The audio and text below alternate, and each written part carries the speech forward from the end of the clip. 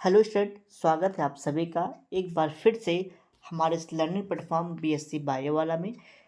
Student, आज इस lecture में हम आपके साथ डिस्कस करेंगे अल्टरनेरिया के बारे में। जैसा कि आपने थंबनेल में देख लिया होगा, अल्टरनेरिया जो कि ड्यूट्रोमाइकोटीना का मेंबर है। सबसे पहले हम लोग अल्टरनेरिया के सिस्टमेटिक पोजीशन यानी कि क्लासिफिकेशन की बात करेंगे। फिर अकरेंस की बात करेंगे कि ये कहाँ पाया जाता है।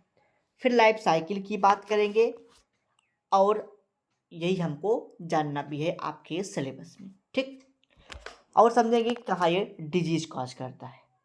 तो जो ये अल्टरनेरिया है ये एक डिजीज कॉज करता है, एक रोग उत्पन्न करता है पोटैटो यानी कि आलू के पौधे में। पोटैटो के प्लांट में डिजीज कॉज करता है, जिस डिजीज को हम लोग कहते हैं अर्ली ब्लाइट ऑफ पोटैटो। क्या कहते हैं? Early blight of potato disease, ठीक है। तो ये अल्टरनेरिया के एक डिजीज उत्पन्न कर डिजीज कॉज करता है, उसके द्वारा ये होता है। इसमें होता क्या, जो इसकी लीफ्स होती है, लीफ जो होती है इसकी, आप कह सकते हैं उसमें स्पॉट पड़ जाता है। स्पॉट छोटे छोटे धब्बे पड़ जाते हैं, ब्लैक ब्राउन कलर के आप कह सकते हैं। स्पॉट पड़ जाते हैं लीफ में, जो लीफ को इन्फेक्ट करने का काम करता है। आगे चल के ये लीफ क्या हो जाती है, इसमें क्लोरोफिल की कमी हो जाती है और पूरा का पूरा प्लांट डिस्ट्रॉय हो जाता है, ठीक। तो यही इस पे देखने को मिलता है। तो आइए समझते हैं किसमें केस क्या सिस्टमेटिक पोजीशंस हैं। Division Eumycota, sub division Deuteromycotina and class Deuteromycetes, order Moniliales और फैमिली टेमोटिएसी और जीनस अल्टरनेरिया, ठीक। अकरेंस की बात करें, दीज आर मोस्टली पैरासाइट यानी कि ये प्लांट पे रह करके ही अपना भोजन पानी करते हैं, इसलिए इसको पैरासाइट कहा गया। और ये डिजीज काज करते हैं। अल्टरनेरिया सोलेनी जो डिजीज काजिंग एजेंट होता है, जो अर्ली ब्लाइट ऑफ पोटैटो काज करता है। Alternaria Brassicaceae causes leaf spot disease of crucifer.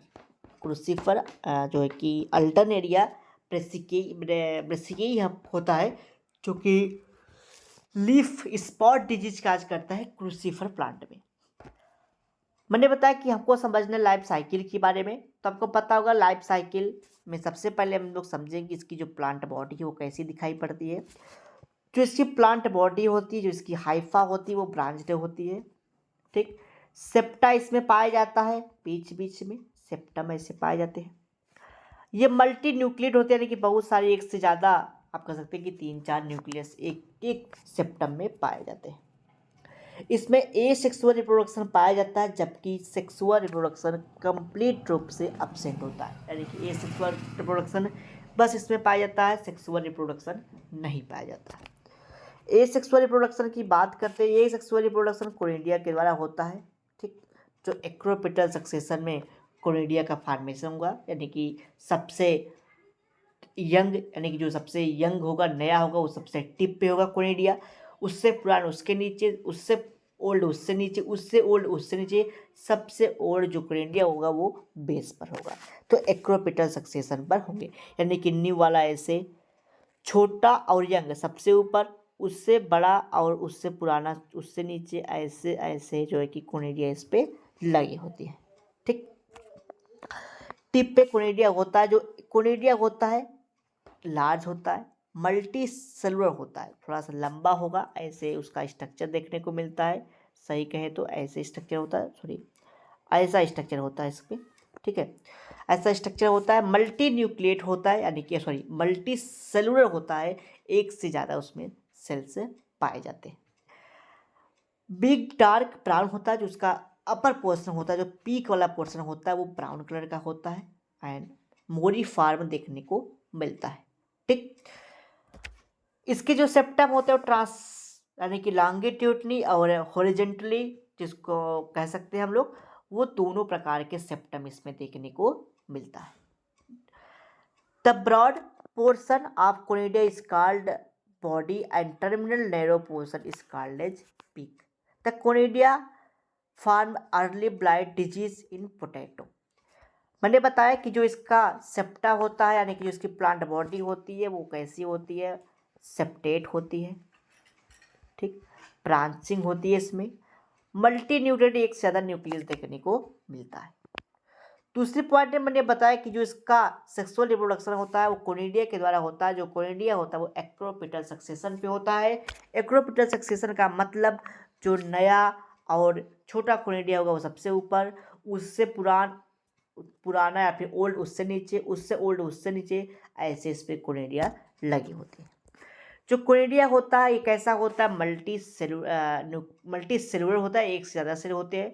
Longitudinal और हॉरिजॉन्टल दोनों प्रकार के सेप्टा इसमें पाए जाते हैं। देख सकते हैं आप, ऐसे भी सेप्टा इसमें प्रेजेंट है और ऐसे भी सेप्टा इसमें प्रेजेंट है, यानी कि दोनों प्रकार की ट्रांसवर्सली और लॉन्गिट्यूडनली दोनों प्रकार के सेप्टा इसमें पाए जाते हैं।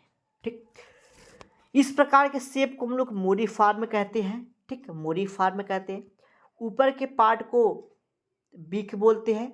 ठीक, क्या बोलते हैं, बीक बोलते हैं। और ये जो नीचे वाला पार्ट होता है, ये ब्रॉड वाला पार्ट होता है, ठीक है, सॉरी, जो ऊपर वाला पार्ट होता है, नैरो वाला पोर्शन, उसको बीक कहते हैं। और इस वाले पार्ट को हम लोग जो है कि आप कह सकते हैं कि बॉडी कहते हैं। ठीक, इसको बॉडी कहते हैं, उसको हम लोग क्या कहते हैं, बीक कहते हैं। ठीक, चलिए आगे समझिए। अब एक चेन में कोनिडिया लगा हुआ है, एक के बाद एक एक्रोपिटल में कोनिडिया लगा हुआ है। तो मैंने बताया इसको क्या कहते हैं हम लोग, इस वाले पार्ट को बीक कहते हैं और इसको बॉडी का नाम देते हैं। और इस शेप को हम लोग मोरिफॉर्म कहते हैं।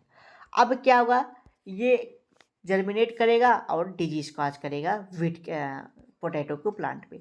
तो देख रहे हैं आप यहाँ पे ऐसे ऐसे ये देखने को मिलेगा। फिर आगे जर्मिनेट करेगा तो बहुत सारे इस पे इसके डार्क ब्राउन कलर की स्पॉट का फॉर्मेशन ये करता है, जिससे पूरी की पूरी जो पोटैटो की क्रॉप होती है वो इन्फेक्टेड हो जाती है। किससे, फ्यूसे अल्टरनेरिया सोलेनी के द्वारा। ठीक, जिससे जो पोटैटो का प्रोडक्शन होता है वो अच्छे से नहीं हो पाता है। ठीक, चलिए नेक्स्ट लेक्चर में हम आपको समझाएंगे इकोनॉमिक इम्पोर्टेंट ऑफ फंजाई के बारे में। फिर इसके बाद हमारी आपकी जो एक क्लास होगी वो आपका हमारा डिस्कशन होगा एक नए टॉपिक पे, जिसका नाम है, बता देते हैं आपको, हेट्रोकैरियोटिक क्या होता है। ठीक है, दूसरा पैरासेक्सुअलिटी क्या होता है। उसके बाद तीसरा टॉपिक हम आप लोग समझेंगे हेट्रोथैलिज्म के बारे में। जो छोटे छोटे टॉपिक है, इस प्रकार से आपका ये सिलेबस कंप्लीट हो जाएगा।